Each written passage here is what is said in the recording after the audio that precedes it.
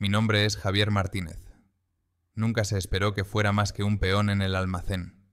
Al menos eso es lo que creían personas como mi jefe Roberto Gómez.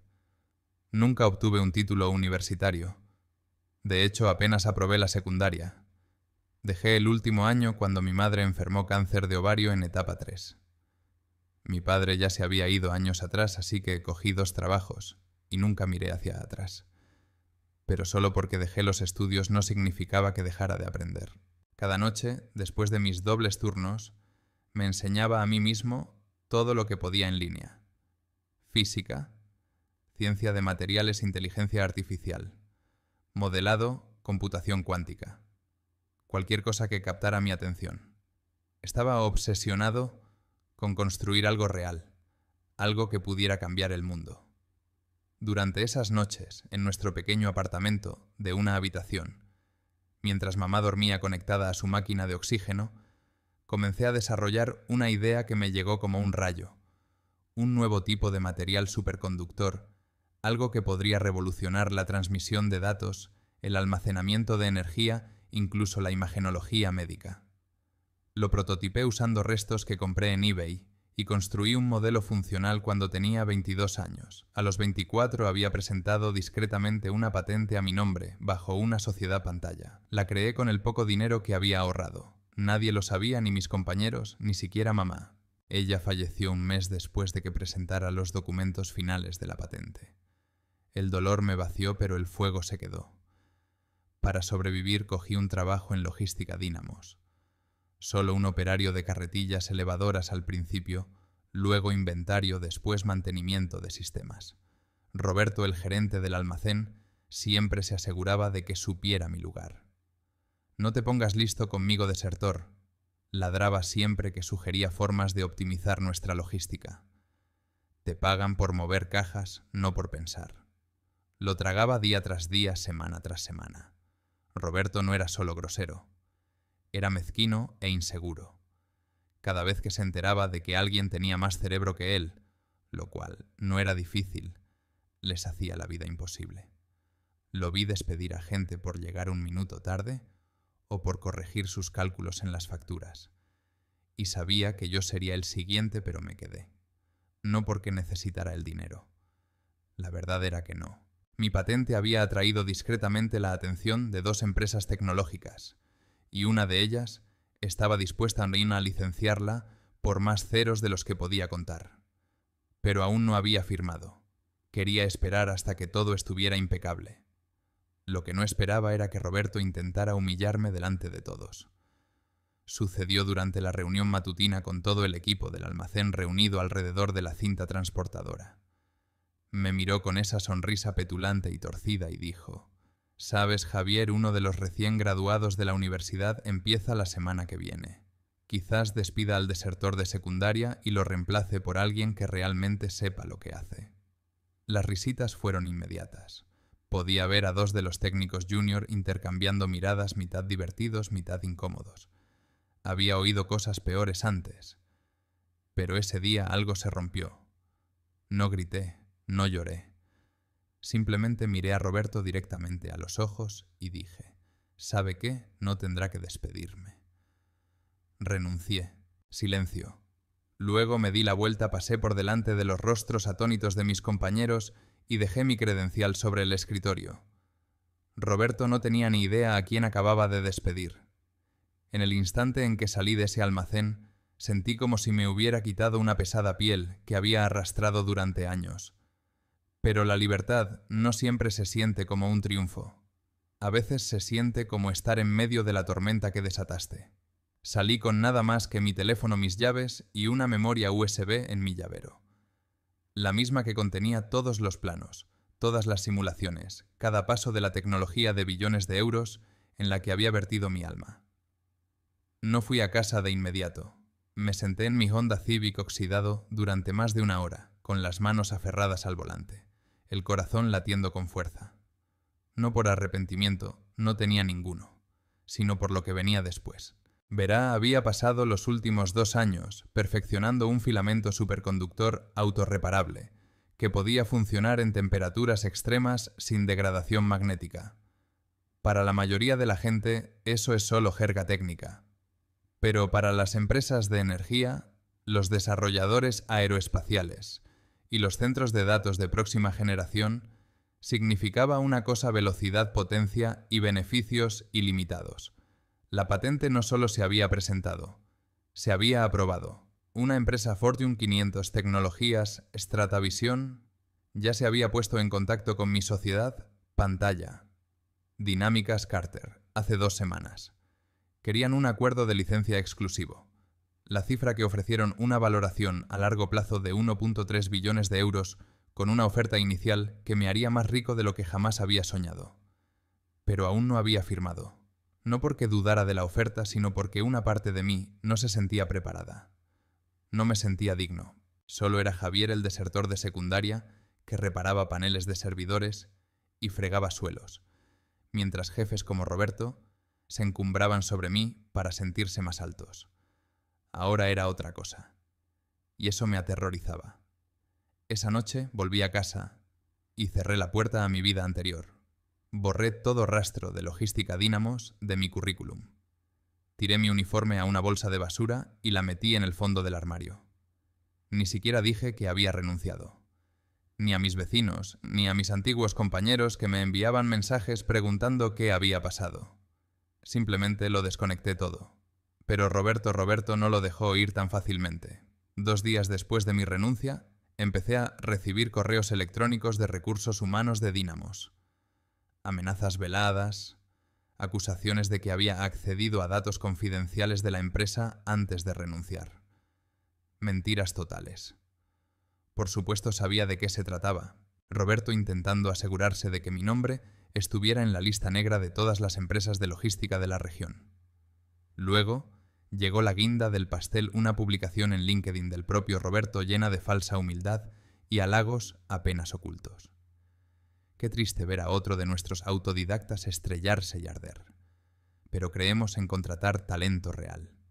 Graduados universitarios que saben seguir aprender y liderar con humildad. Cientos de me gusta. Docenas de comentarios de otros gerentes intermedios de acuerdo.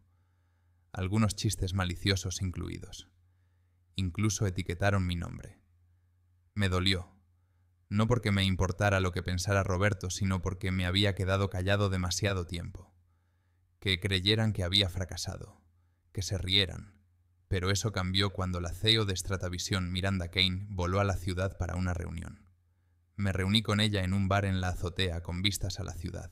Tenía unos 40 y tantos años, aguda como una navaja, con el pelo rubio plateado y una calma intensa que te hacía sentir que podía verte a través.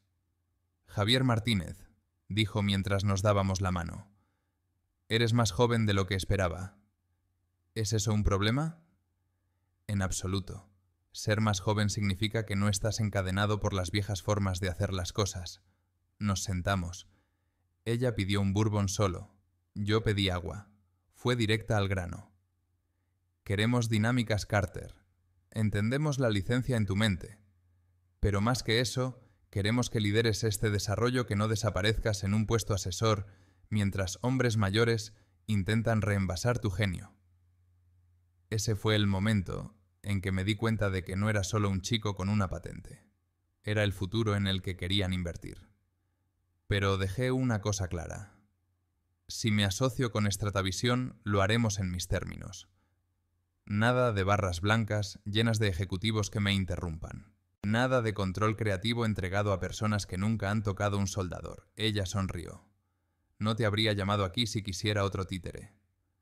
Nos dimos la mano. 3 días después el acuerdo estaba cerrado. Firmé como CEO de Dinámicas Carter. Ya no era una sociedad pantalla, sino un ala de investigación totalmente integrada bajo el paraguas de Stratavisión. Mi nombre estaba en todos los documentos, todos los cheques, todos los titulares. Pensé que podría seguir adelante, pero no estaba preparado para lo que vino después. 2 semanas después de que saliera el comunicado de prensa, recibí una llamada. Número desconocido. Casi la ignoro, pero algo me hizo responder. Javier Martínez, dijo una voz hablando en español. Soy Janet de Recursos Humanos de Logística Dínamos. Le llamo porque Roberto Lawson. Bueno, necesitamos hablar contigo sobre algo. Es urgente. Casi me río. Me llaman ahora, después de las amenazas, la difamación, las mentiras. Hubo una larga pausa. El señor Lawson está bajo investigación. Alguien filtró correos electrónicos internos, mensajes que muestran acoso, manipulación y prácticas de contratación discriminatorias, y su nombre apareció más de una vez. Me recosté en mi silla con el corazón en calma por primera vez en semanas. No es mi problema, dije, pero gracias por la llamada. Al colgar me di cuenta de que las tornas habían cambiado. Roberto había intentado destrozarme, pero yo había construido algo irrompible. 2 días después de esa llamada de recursos humanos de Dynamos, recibí un correo electrónico de un nombre que no había visto en mucho tiempo. Marcos Lee, uno de los ingenieros de software del almacén, que solía almorzar conmigo en la sala de servidores. Era callado pero agudo. Solíamos bromear sobre cuánto tardaría Roberto en volver a estropear el sistema de inventario de códigos de barras. Línea de asunto, no te lo creerás. Dentro había una sola frase. Mira esto. Luego un enlace a un foro interno de personal de Dynamos que de alguna manera se había filtrado al público. Hice clic. La publicación se titulaba La caída de Roberto Gómez, un dictador con botas de trabajo. Era brutal. Una exposición completa escrita por alguien de dentro. Sospecho que un Marcos, que detallaba años de abuso verbal, acoso, represalias y supresión deliberada de cualquiera que mostrara iniciativa. Mencionaba nombres, citaba fechas, incluso adjuntaba capturas de pantalla de hilos de correo electrónico de Roberto donde se burlaba de los empleados a sus espaldas y falsificaba informes de rendimiento para que los despidieran. Luego había una sección llamada El desertor que lo superó. Mi nombre estaba por todas partes. Contaba la historia de cómo había trabajado incansablemente, cómo Roberto me había humillado públicamente y cómo semanas después había firmado un acuerdo tecnológico de billones de euros. Incluso incluía una comparación, la publicación de Roberto en LinkedIn llamándome fracasado y el comunicado de prensa oficial de Stratavisión anunciando mi asociación. Internet hizo lo que hace Internet. En menos de 24 horas, la publicación se volvió viral en Reddit, LinkedIn y Twitter. Hashtags como Lacun desertor a un billonario y Pocusteacun de Roberto Lagrimán estaban en tendencia. Alguien incluso photoshopeó la cara petulante de Roberto en un cubo de basura con el lema «La basura se retira sola». Y entonces llegó la prensa. No planeaba ser una figura pública. Esa no era yo, pero el mundo tenía otras ideas. Los reporteros empezaron a acampar fuera de mi nueva oficina. Los blogs de tecnología publicaban titulares como «Desertor de secundaria», «Desarrolla tecnología que podría potenciar el próximo siglo», «De operario de carretillas a la fortuna», «Javier Martínez sorprende a la industria», «El jefe que despidió a un multimillonario antes de saberlo». Hice una entrevista, solo una, para un podcast llamado TechRel, dirigido por una periodista en la que confiaba llamada Natalie Vega. No era ostentosa. No hacía preguntas estúpidas para pillarme. Solo escuchaba, me dejaba hablar. Entonces Javier preguntó, ¿cómo se siente pasar de ser invisible a ser un icono? Me reí. No me siento como ninguna de las dos. Todavía como ramen y olvido hacer la colada. Ella sonrió. Pero en serio hay mucha gente ahí fuera que mira tu historia y ve esperanza. Están atrapados bajo jefes como Roberto, atrapados en trabajos sin futuro. ¿Qué les dirías? Hice una pausa y respondí con sinceridad. Les diría que no esperen permiso. No necesitas un título elegante ni la aprobación de un gerente para empezar a construir algo que importe. Pero sí necesitas agallas, paciencia y una piel gruesa, porque el mundo intentará aplastarte antes de aplaudirte. El podcast explotó.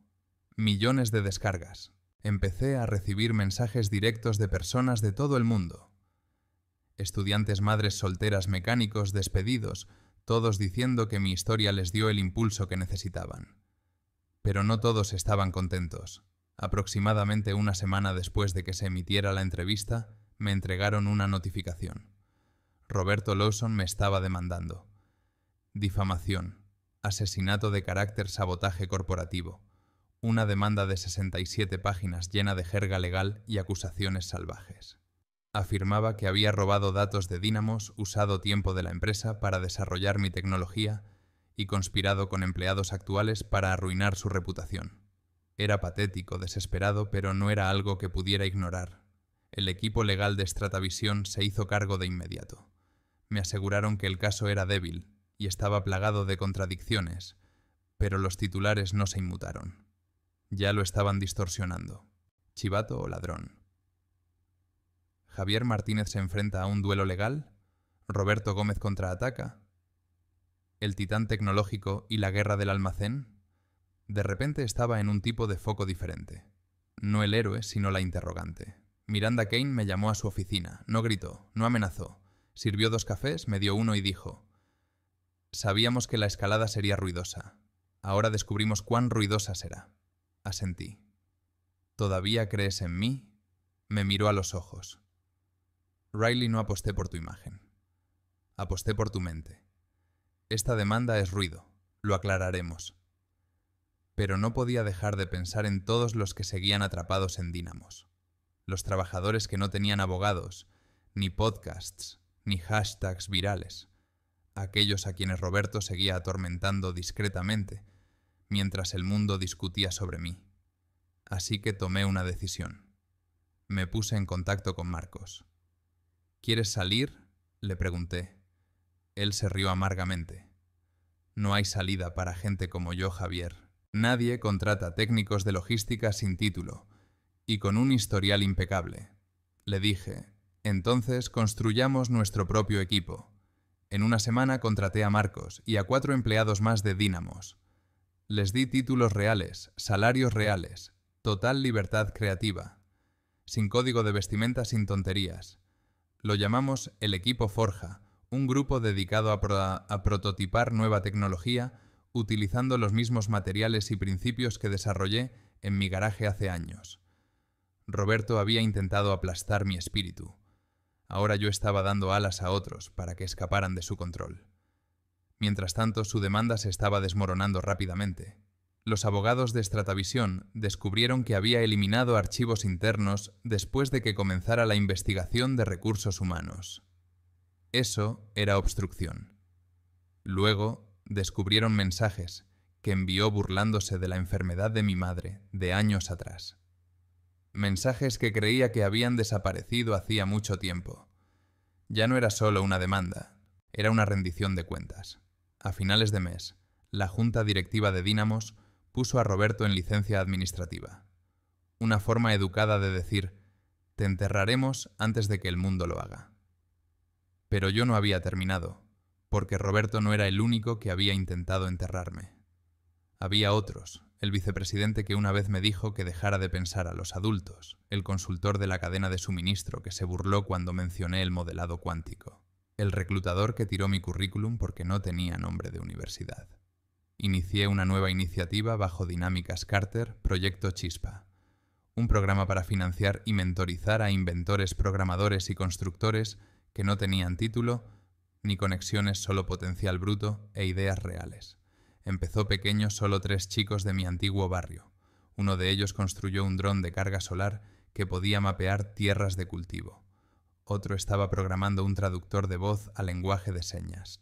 El tercero, ella, estaba trabajando en una herramienta de IA para diagnosticar enfermedades raras más rápido que los modelos actuales. Me recordaban a mí. Cada vez que entraba en nuestro laboratorio y los veía trabajando, riendo, fallando e intentándolo de nuevo, sabía que así era un legado real. No una demanda, no un titular, sino levantar a otros donde una vez estuve solo. Y cuanto más subía, más decidido me volvía a asegurarme de que nadie como Roberto tuviera poder sobre alguien como yo, nunca más. 3 meses después de salir del almacén de Dynamos, me encontraba en el frente del Cumbre Internacional de Innovación Tecnológica en San Francisco. Más de 2000 personas se sentaban en la audiencia, científicos, CEOs, capitalistas de riesgo, periodistas, todos esperando escuchar sobre la tecnología de filamentos que estaba causando revuelo en las industrias. Las cortinas se abrieron. Caminé al escenario con mi credencial en la solapa traje a medida, y elegante, pero no demasiado. No estaba allí para actuar. Estaba allí para mostrar. Detrás de mí una pantalla masiva se iluminó con una representación 3D de mi filamento superconductor patentado tejiendo la infraestructura, alimentando redes, reduciendo la pérdida de transmisión, permitiendo transferencias de datos más rápidas que nunca, todo mientras operaba a temperatura ambiente, sin interferencias magnéticas. Era el tipo de cosa que los físicos decían que faltaban al menos 20 años. Pero ahí estaba. Señoras y señores, comencé. Les presento el futuro de los sistemas sostenibles de alta eficiencia energética y de datos. No desarrollado en un laboratorio universitario no financiado por corporaciones tradicionales, sino construido en un garaje por un desertor con un portátil estropeado y una madre que no podía pagar sus medicamentos. Hubo silencio del tipo que pesa antes de la tormenta. Y luego aplausos rugientes, atronadores eléctricos. Pero mientras la sala aplaudía, yo no sonreía porque solo 2 días antes, Roberto Gómez había presentado una segunda demanda. Esta vez cargos criminales. Afirmó que había accedido a la arquitectura propietaria de la empresa cuando trabajé en Dynamos, que había tomado esquemas de sus sistemas de seguimiento de inventario y los había integrado en mi tecnología patentada. Era absurdo. Nada de mi trabajo tenía que ver con la logística del almacén. Pero el momento era calculado. Quería descarrilar mi presentación y estaba funcionando. 2 medios de comunicación ya habían publicado historias sugiriendo que podría haber construido mi imperio sobre activos corporativos robados. Algunos inversores empezaron a dudar. La junta de Stratavisión empezó a preguntar a Miranda si era un riesgo. Debería haber dejado que los abogados se encargaran. Debería haberme quedado callado, haber tomado el camino de la honra. Pero esa noche, después de la cumbre, algo se rompió en mí. Convoco una conferencia de prensa. Me paré frente a las cámaras y dije la verdad cruda. Sin pulir, sin guión corporativo, sin filtros. Sí era un trabajador de almacén, dije. Sí dejé la secundaria, pero no robé ni una sola idea de Dynamos. De hecho, intenté compartir mis ideas allí docenas de veces. Roberto las ignoró, se burló de ellas, me humilló. Saqué una memoria USB de mi bolsillo y la levanté. Esto contiene todos los documentos, cada marca de tiempo, cada simulación que ejecuté fechada años antes de que pusiera un pie en Dynamos. Todo notariado, presentado, rastreable. Si alguien quiere acusarme, lo invito a hacerlo bajo juramento. Hice una pausa. Pero aquí está la parte que más importa. El problema no es si un desertor como yo puede construir algo grande. Es si el mundo permitirá que personas como yo tengan éxito, sin arrastrarnos por el barro primero. Las cámaras se quedaron en silencio, los reporteros también. Y luego lentamente, uno por uno, empezaron a aplaudir. La marea volvió a cambiar. Stratavisión redobló su apoyo. Su equipo de relaciones públicas lanzó una campaña exponiendo las tácticas de difamación, mostrando mi viaje. Más aún, antiguos empleados de Dynamos empezaron a presentarse, incluso aquellos con los que nunca había hablado, presentando testimonios sobre los patrones abusivos de Roberto y su obsesión por socavarme. Resulta que el tipo había quemado muchos más puentes que solo el mío. En una semana Roberto estaba bajo investigación federal no solo por acoso, sino por fraude electrónico y por falsificar métricas de la empresa para mejorar sus propios informes de rendimiento. Recibí una llamada de una antigua trabajadora del almacén llamada Karen. Había estado allí durante 10 años. Una vez me hizo llorar delante de mi propio hijo, me dijo. Gracias por derribarlo. Eso me afectó más que cualquier ovación de pie porque esto ya no se trataba de venganza. Se trataba de justicia. Poco después, recibí una invitación no de un grupo tecnológico, sino de una escuela secundaria local. Estaban organizando una feria de STEM y el director quería que hablara con los estudiantes. Casi dije que no. Tenía inversores importantes que conocer, una demanda aún técnicamente pendiente y un ciclo de desarrollo con semanas de retraso. Pero algo me dijo que fuera. Así que aparecí. Entré en ese gimnasio y vi niños que se parecían exactamente a como yo solía ser. Ojos cansados, zapatos baratos, mentes hambrientas. Les hablé como deseaba que alguien me hubiera hablado. No vengo de un lugar de privilegios, dije, pero sí vengo de un lugar de fuego, y a veces eso es todo lo que necesitas. Después de la charla, un chico llamado Darío se me acercó. Tenía un brazo robótico DIY hecho de chatarra. No se movía bien, pero el código era sólido. Nadie me toma en serio, murmuró. Sonreí. Lo harán. Le escribí un cheque de subvención personal allí mismo. Le dije que me enviara una actualización de progreso en 3 meses. Esa noche, mientras estaba sentado en mi apartamento, ya no pequeño, sino en un rascacielos, pero todavía tranquilo, pensé en mamá, en lo orgullosa que estaría en lo lejos que había llegado desde empujar paletas en un almacén polvoriento. Pero sobre todo pensé en la verdad que finalmente había aceptado. No tenía nada que demostrarle a Roberto ni a nadie más que me miraba y solo veía lo que me faltaba. Porque ahora el mundo podía ver lo que construí. No con credenciales, no con permiso, sino con fe. Y ninguna demanda, ninguna campaña de difamación, ningún gerente hambriento de poder podría borrar eso jamás. 6 meses después de que mi nombre apareciera por primera vez en los titulares, me senté frente al mismo hombre que una vez me menospreció Roberto Gómez. Solo que ahora no estábamos en un almacén. Estábamos en un tribunal. Roberto llevaba un traje barato 2 tallas demasiado pequeño y una mueca que no lograba ocultar la amargura en sus ojos. Sus abogados intentaron de todo. Prolongaron el caso, hicieron declaraciones dramáticas, culparon a los medios, incluso sugirieron que lo había manipulado. Pero nada de eso funcionó. La evidencia era irrefutable. Las métricas robadas, los correos de acoso, las falsas revisiones de rendimiento, las violaciones de NDA, todo estaba allí. Su equipo no tuvo más remedio que llegar a un acuerdo silencioso y privado. No iría a prisión, pero tampoco volvería a trabajar en gestión. Dynamos acordó un pago de compensación masivo a todos los empleados afectados, la mayoría de los cuales habían sufrido bajo Roberto durante años, y yo decliné cualquier acuerdo monetario. No lo necesitaba. No quería que mi victoria estuviera ligada al dinero para comprar silencio. Antes de que terminara la audiencia, Roberto me miró y dijo apenas audible: «Me arruinaste». Lo miré durante un largo segundo, luego respondí con calma: «No, Roberto, tú mismo lo hiciste. Simplemente dejaste de fingir que no lo hacías». Salí del juzgado sintiéndome no triunfante exactamente, sino libre. Libre de la carga de probarme a hombres como él. Libre de la duda que llevaba desde el día que salí de la secundaria. Sin diploma, libre para seguir adelante. No como una víctima de la crueldad de otros, sino como el arquitecto de mi propio legado. Dinámicas.